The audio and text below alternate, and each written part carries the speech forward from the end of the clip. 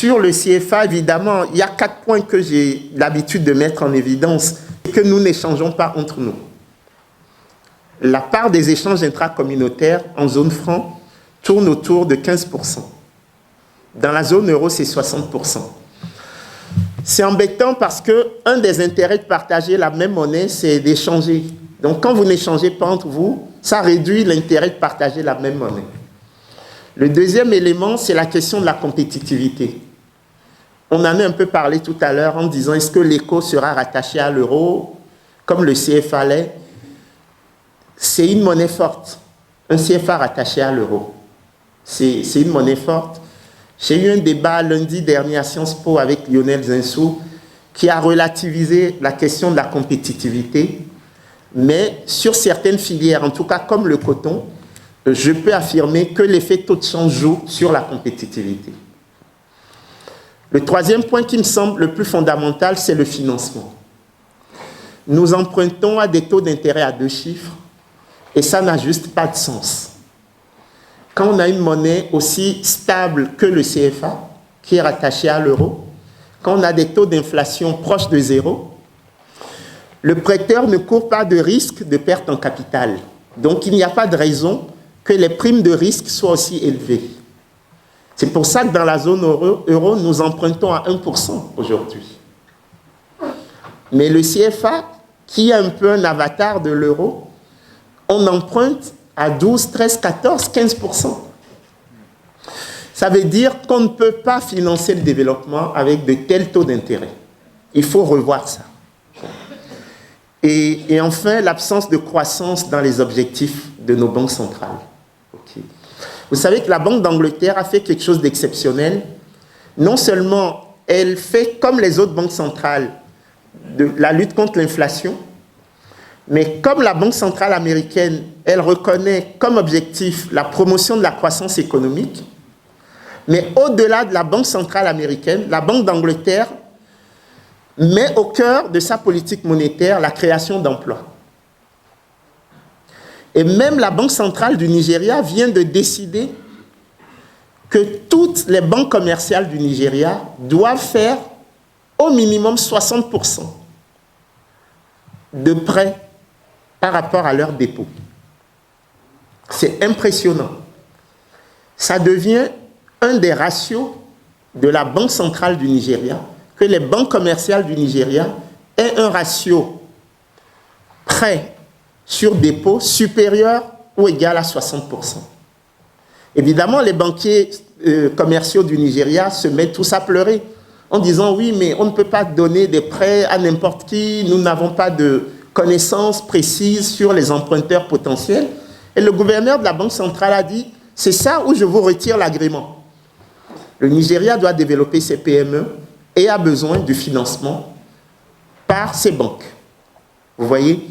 Donc là, c'est quelque chose que nous devrions apprendre. Nous, ce que nous avons essayé de faire dans les années 2010, c'est la création de la Banque régionale de solidarité, la BRS, okay, pour aider notamment les pauvres urbains et ruraux à accéder au crédit. Mais aucun pauvre n'a jamais accédé à quelque crédit que ce soit, ce qui fait que nous avons dû fermer la BRS au bout de quelques années d'exercice. Merci. Non, il restait une question. Peut-on poursuivre l'État qui a mis en place le franc CFA? Mais il y a un collectif de jeunes juristes camerounais qui a déjà saisi la Cour de justice européenne, je crois que c'est à Luxembourg, sur le franc CFA. Je pense même que les juristes africanistes devraient regarder de près la conformité par rapport aux règles de droit international du fonctionnement du CFA. Parce que au moment du traité de Maastricht en 1992, la France avait obtenu, via le principe de subsidiarité, la possibilité de continuer à co-gérer le CFA avec les États africains. Ensuite, il y a la décision du Conseil européen du 23 novembre 1998 qui dit que pour toute modification substantielle relative à la zone franc, la France doit obtenir l'aval de l'Union européenne. Pour vous dire les choses autrement, si aujourd'hui on veut dévaluer de 30% le franc CFA, il faudrait avoir l'aval de Bruxelles. Oui, parce que le CFA est rattaché à l'euro et la France n'émet pas l'euro. C'est la Banque centrale européenne qui émet l'euro. Et donc, vous avez des pays qui sont copropriétaires de l'euro. Ils sont beaucoup à poursuivre. Voilà. En fait, il faudra... En tout cas, moi, je pense, et je m'arrêterai là, pour qu'on ait la troisième session, je pense que ce n'est pas sain pour un État de garantir une monnaie dont les premiers gestionnaires, à savoir les banques centrales, ont déjà obtenu leur indépendance vis-à-vis des États dont ils sont les émanations. Je vous rappelle quand même que le 1er juillet 2010, la BCEAO a obtenu son indépendance vis-à-vis des États membres de l'UEMOA. Ce qui fait que depuis le 1er juillet 2010, ce n'est plus le Conseil des ministres de l'UEMOA qui énonce la politique monétaire. C'est le propre Conseil de politique monétaire de la BCEAO qui fait la politique monétaire. Et dans ce Conseil de politique monétaire, vous avez un représentant par État, mais 2 représentants de la France. Et le président de la commission de l'UEMOA de l'époque, Soumaïla Cissé, a toujours refusé de siéger au comité de politique monétaire de la BCEAO parce qu'il disait « Je ne comprends pas que moi qui suis en charge de la surveillance multilatérale, de la coordination des politiques communautaires, je n'ai pas de voix délibérative dans le comité de politique monétaire et que la France ait 2 voix délibératives. » Et c'est pour ça que Soumaïla Cissé a toujours refusé de participer au comité de politique monétaire. Et la même chose se passe avec l'actuel président de la commission de l'UEMOA qui refuse de participer au comité de politique monétaire de la BCEAO. Donc il y a de vraies crises. Et juste un dernier point, je suis un peu bavard, mais ça peut aller très loin. Les 20 millions d'euros que la France donnait et continue de donner chaque année à la commission de l'UEMOA, au titre de l'aide budgétaire, on s'est rendu compte que c'était prélevé sur les intérêts générés par nos réserves de change.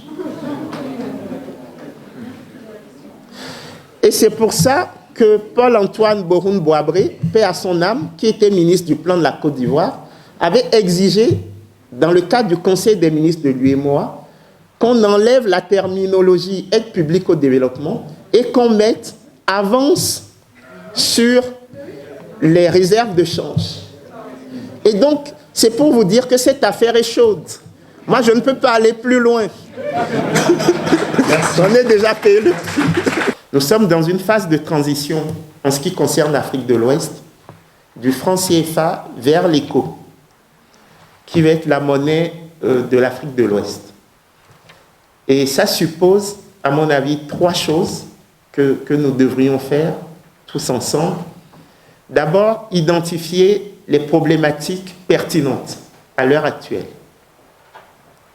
à la fois sur le CFA et sur l'ECO. Ensuite, travailler sur les modalités de transition du CFA vers l'ECO.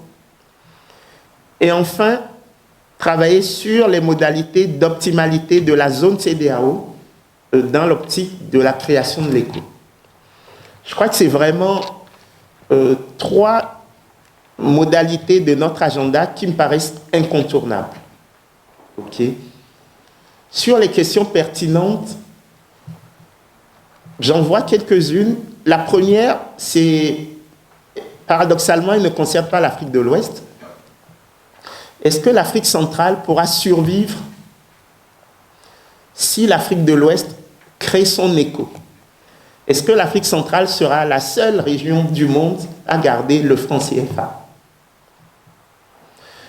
C'est une question qui me paraît centrale parce qu'on voit une ébullition de la jeunesse en Afrique centrale qui est en très forte demande de démocratisation, d'émancipation, en plus de développement économique. Et à tort ou à raison, le franc CFA est perçu par la jeunesse comme l'assurance tout risque que Paris offre aux dictateurs africains. Et Dieu sait que les chefs d'État d'Afrique centrale ne sont pas tout jeunes. Donc, est-ce qu'ils seront les derniers à garder le CFA? Il ne faut pas sous-estimer l'impact que ça pourrait avoir sur la stabilité de ces pays. Deuxième question que je trouve intéressante, c'est est-ce qu'il faut trouver un autre nom au CFA avant de basculer à l'éco? Ou est-ce que d'emblée, l'éco va remplacer le CFA? C'est une question un peu complexe parce qu'au départ, l'éco, c'était la monnaie des pays non CFA d'Afrique de l'Ouest. Okay?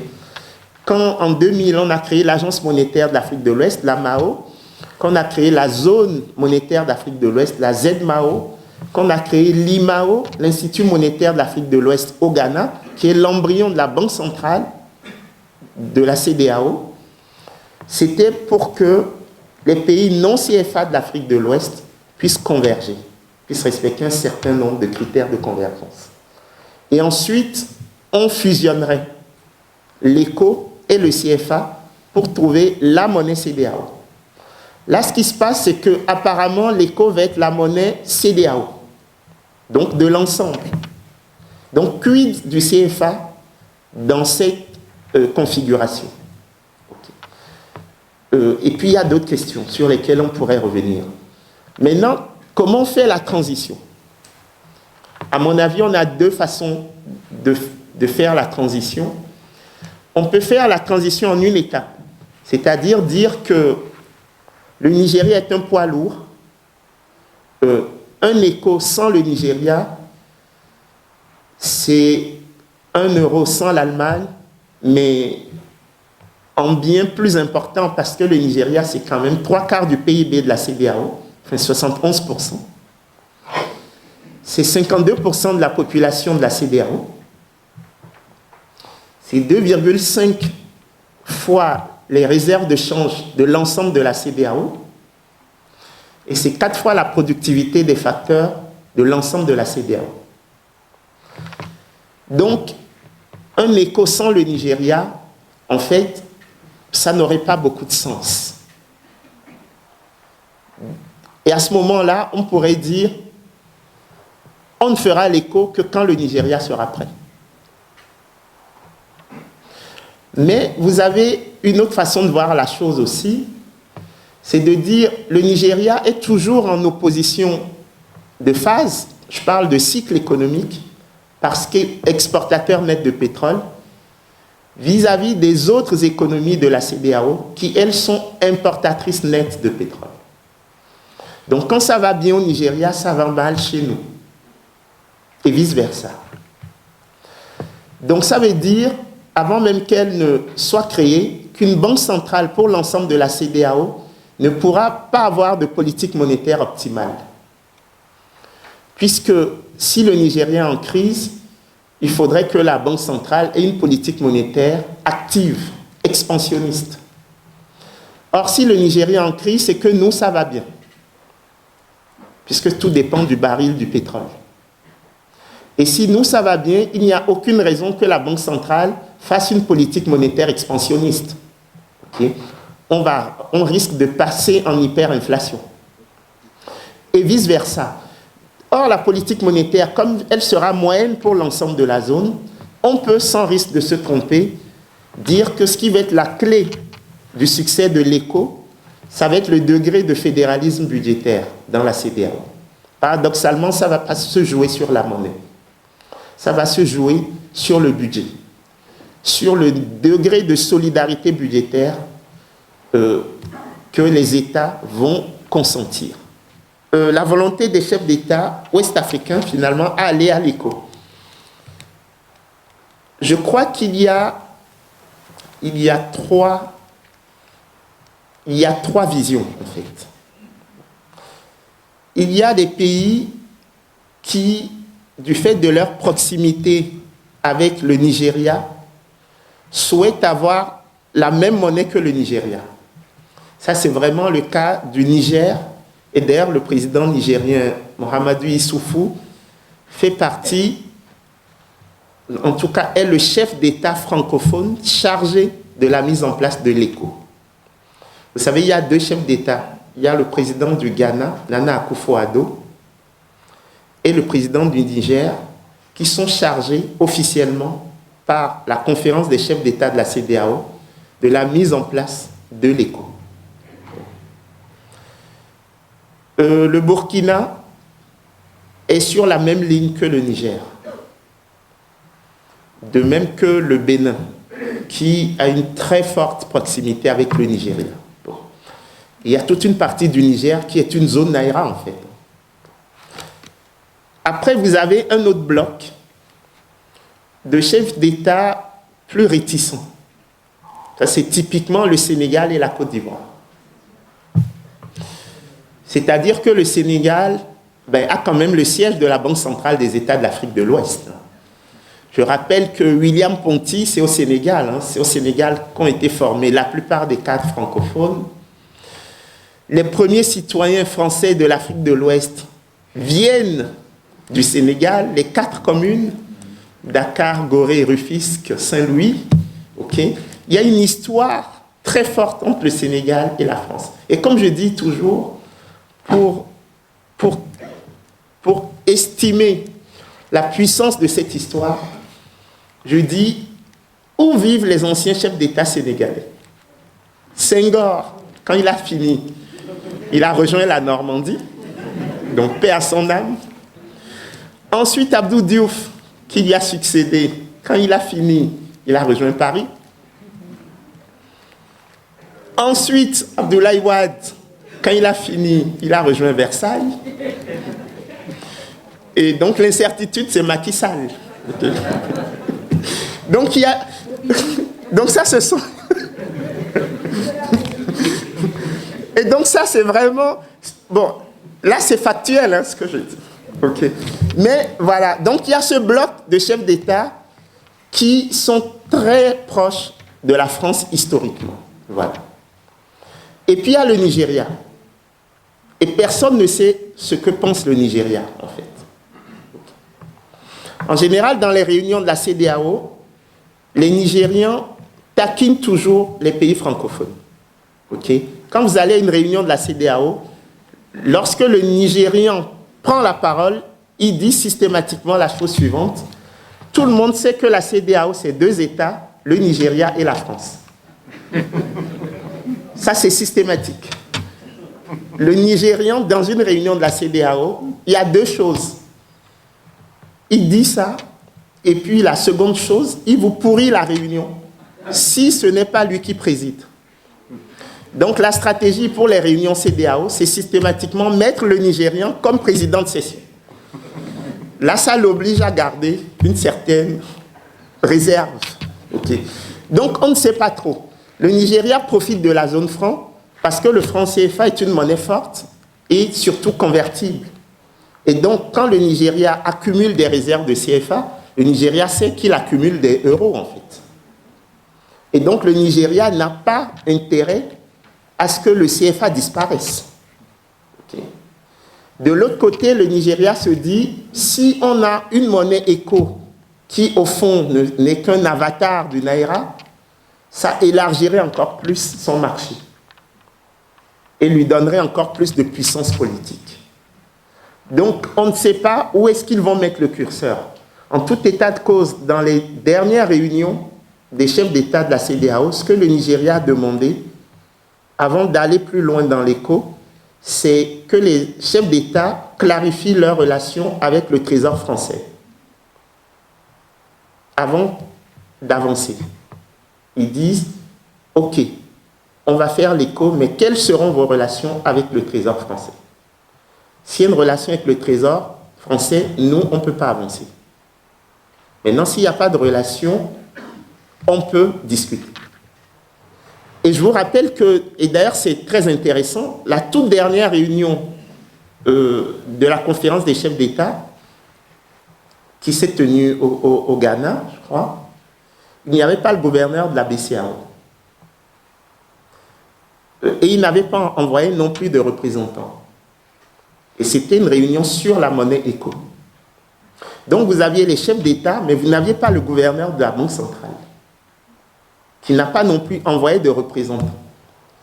Et donc, voilà où nous en sommes.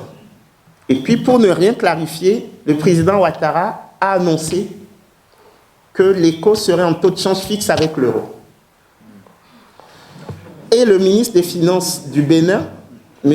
Romuald Wadani, qui est le président en exercice du Conseil des ministres de l'UEMOA, a annoncé vendredi dernier à Paris, en marge de la réunion zone franc, que l'éco serait en taux de change fixe avec l'euro. Mais dans le même temps, le président Issoufou du Niger a accordé une interview à Jeune Afrique, dans laquelle il dit, de façon unanime, nous les chefs d'État avons décidé que l'éco serait rattaché à un panier de devises. Et donc, on ne sait pas, à l'heure où je vous parle, on ne sait pas ce qui va se faire. Mais, donc, Antoine, ta question est un peu compliquée pour moi. Et donc, c'est une bonne transition sur la question de Marie-Roger.